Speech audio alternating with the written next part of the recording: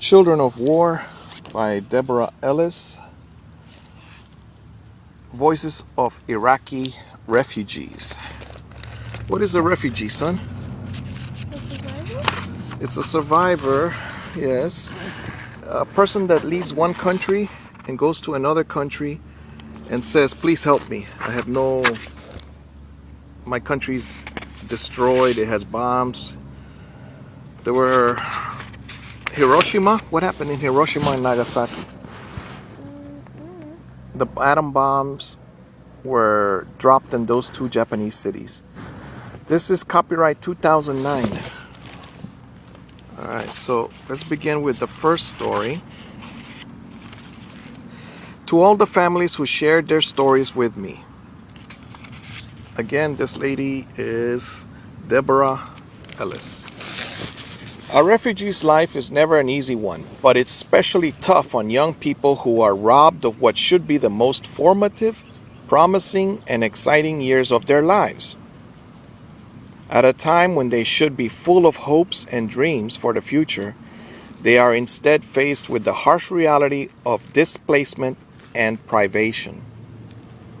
United Nations High Commissioner for Refugees. In 2009, somebody wrote this book, Deborah Ellis. As of the end of October 2008, between 88,000 and 96,000 civilians in Iraq had died violently as a result of the 2003 invasion. All right, who invaded what? The United States invaded Iraq. Why? Okay. Introduction. Iraq is a relatively new country, only gaining its independence in 1932. But it is also the site of one of the oldest civilizations in the world. Near Baghdad, the capital, lie the ruins of Babylon, whose hanging gardens were once one of the 7 wonders of the world.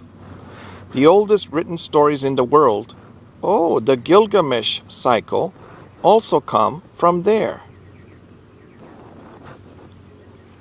Oh, okay. Today, Iraq, which is one of the world's important sources of oil, is a war zone. Between 1979 and 2003, the country was ruled by a brutal dictator, Saddam Hussein, who kept its many and various peoples, including Sunni and Shia Muslims, Kurds and Jews, Christians and others, under control by force. He threw his opponents in prison. The Kurds, whose guerrillas wanted independence from Iraq, were bombed with chemical weapons. The majority Shia were attacked, killed and starved by the Sunni-led regime. Despite the brutality of Saddam's regime, there were positive elements to life in Iraq. Women had equal rights with men and were able to work at any job they were qualified for.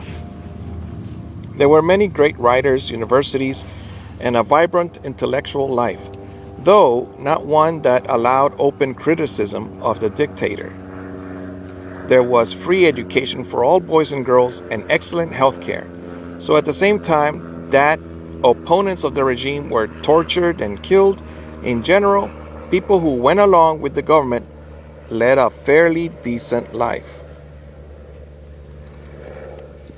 In 1980, Iraq bombed Iran, launching an 8-year war in which more than 1 million people died. Saddam invaded neighboring Kuwait in 1990, leading to the first Gulf War. Who was in it? The United States, and in which a coalition led by the United States and sanctioned by the United Nations drove him back into Iraq.